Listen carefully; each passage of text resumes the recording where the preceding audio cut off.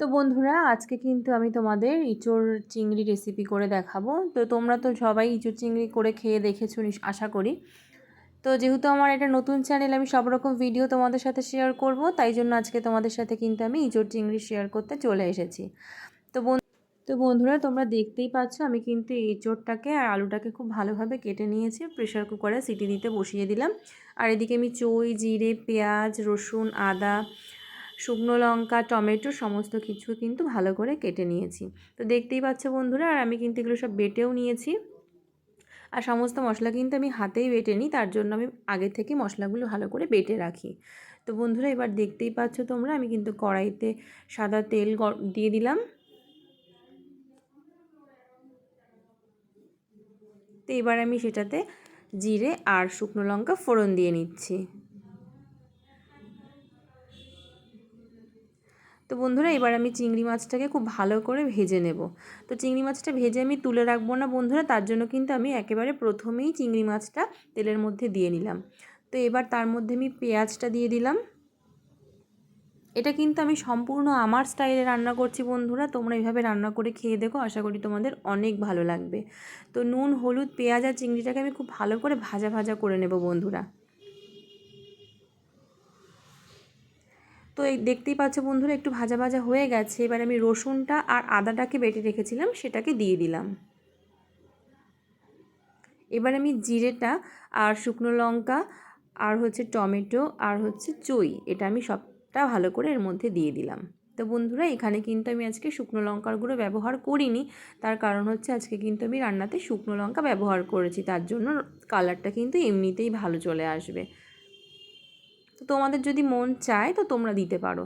তো বন্ধুরা দেখতেই পাচ্ছ আমি কিন্তু দুটো সিটি মেরে নিয়েছিলাম ইঁচড় আর আলুতে, সেটাই কিন্তু জল ঝরিয়ে মশলার মধ্যে দিয়ে নিলাম। দিয়ে ইঁচড়টাকে আলুটাকে খুব ভালোভাবে কষতে দেব। তো বন্ধুরা তোমরা যারা ইউটিউব থেকে আমার ভিডিওটা দেখছো তারা অবশ্যই আমার চ্যানেলটিকে সাবস্ক্রাইব করে আমার পাশে থাকবে, আর যারা ফেসবুক থেকে আমার ভিডিওটা দেখছো তারা অবশ্যই আমার চ্যানেলটিকে ফলো করে আমার পাশে থাকবে।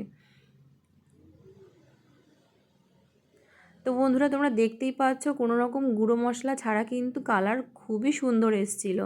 তো বন্ধুরা কষানোর সময় না আমি অল্প একটু চিনি দিয়ে দিয়েছি। তো তোমরা দেখেছো আমার রান্নায় আমি কিন্তু খুব বেশি চিনি ব্যবহার করি না, কোনো রান্নাতে তো আমি চিনি ব্যবহারই করি না, কিন্তু এখানে কিন্তু আমি অল্প পরিমাণ চিনি দিয়ে দিয়েছি। তোমরা তোমাদের ইচ্ছে মতো চিনিটা দিতেই পারো।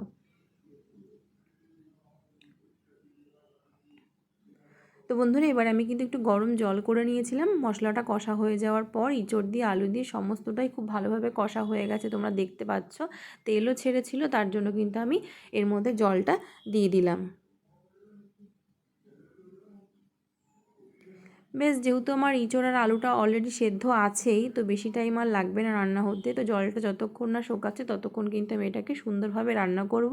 যতক্ষণ ঝোলটা আলু আর ইঁচড়ের মধ্যে খুব ভালোভাবে না ঢুকছে ততক্ষণ কিন্তু আমরা এটাকে মাঝে মধ্যে ঢাকা দিয়ে দিয়ে রান্নাটাকে করতে থাকবো। তো বন্ধুরা দেখো তার মধ্যে কিন্তু আমি চইটাকে তুলে নিয়েছিলাম। তো চইটাকে আমি প্রতিদিনের মতো একটু খুন্তি দিয়ে ভালো করে থেতলে আবার এর মধ্যে দিয়ে দিলাম। তো তোমরা কি চই ঝাল খাও বন্ধুরা, সেটা কিন্তু আমাকে অবশ্যই জানাবে। আমাদের বাড়িতে কিন্তু এর প্রচলন খুবই বেশি, সব সময় কিন্তু এই জিনিসটা আমাদের বাড়িতে হতেই থাকে। তো বন্ধুরা নামানোর আগে কিন্তু আমি একটু গরম মশলার গুঁড়ো দিয়ে নিয়েছিলাম। তো বন্ধুরা তোমরা দেখো আমার রান্নাটা কিন্তু একদম রেডি হয়ে গেছে। দেখতে কিন্তু অনেক সুন্দর হয়েছিল বন্ধুরা। দেখতেই পাচ্ছ বন্ধুরা ইঁচড়টা কিন্তু আমার একদমই রেডি হয়ে গেছে।